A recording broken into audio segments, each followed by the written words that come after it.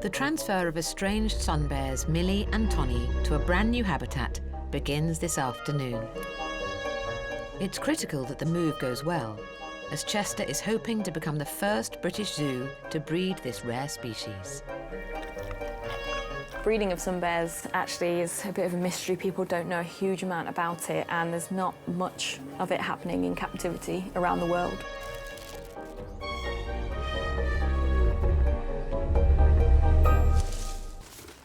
With the short journey across the zoo complete, Tony takes his first steps in his new home.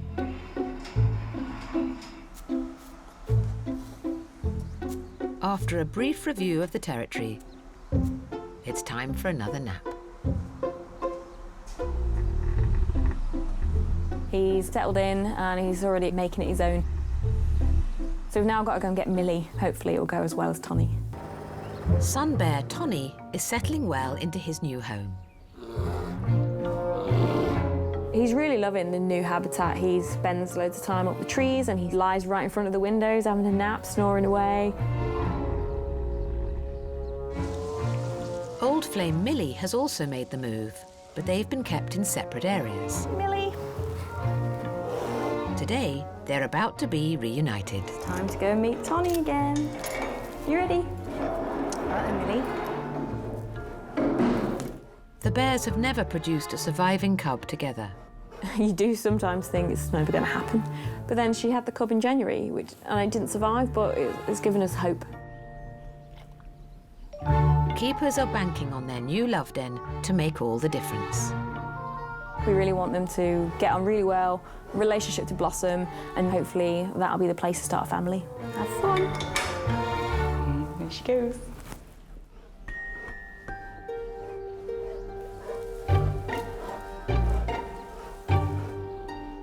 As Millie makes her appearance, Tony goes all out to impress. You can see how ripped he is. He's just showing off. I'd be impressed if I'd put that much effort in at the gym, I think. Mating has always been on Millie's terms, and in their old home, Tony was getting the cold shoulder.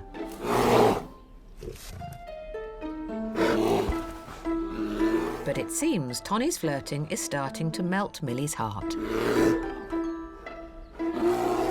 Courtship has started and it's in full swing. There's lots of hugging and fondling. This is all part of the courtship behaviour, them wrestling and playing, and there's a lot of neck biting. Bit of a headlock there. It's all part of it. The love bears are becoming inseparable. Whether they're dining out together... It's all part of the courtship, I guess. Taking her out for dinner. Or heading back inside for afters.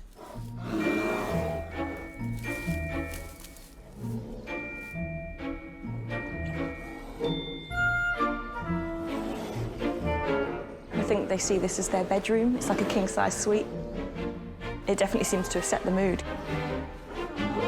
The mood seems to have taken both of them, and they're not shy in showing it.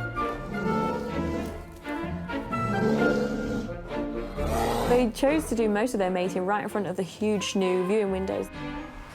I'm just staring at them. I'll leave them to it.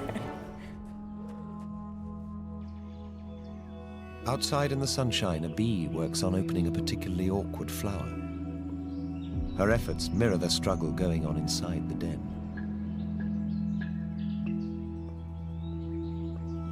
The bee eventually succeeds, and so does Shiva, in giving birth to her first cub. It is the 4th of March.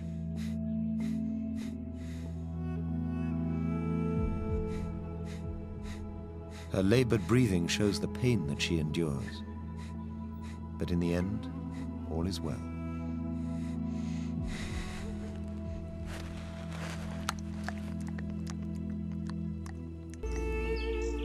Puzzled by the sounds from inside, David peers into the den, though he dare not enter.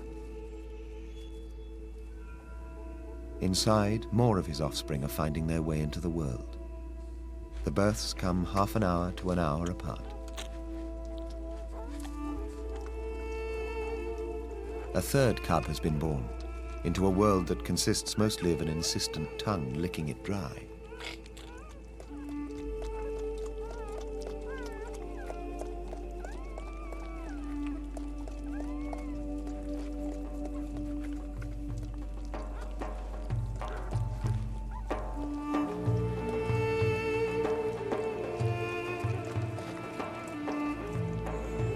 The first of the cubs has started to feed, and then another, even before Shiva has finished removing its umbilical cord.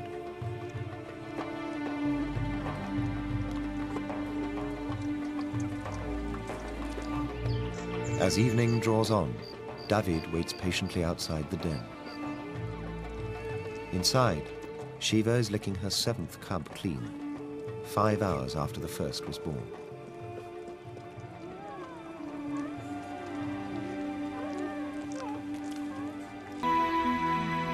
The hyraxes in the rocks have produced a new generation of young, emerging to take advantage of the brief season of plenty.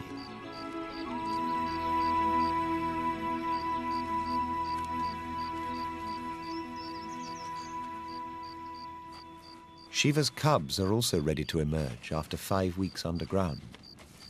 Their father and the rest of the pack will greet them with great excitement. This is a great turning point in the life of the pack.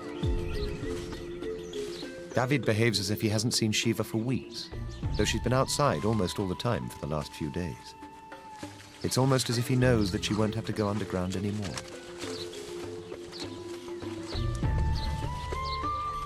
For the cubs, this is a whole new world.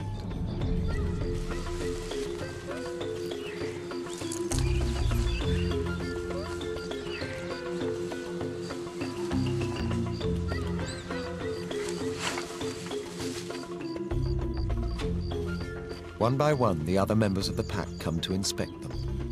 It's tempting to think that they are welcoming them to the family. Shiva takes a rabbit into the den for when the cubs go back inside. They can already nibble a little meat, although she will suckle them until they're 7 or 8 weeks old.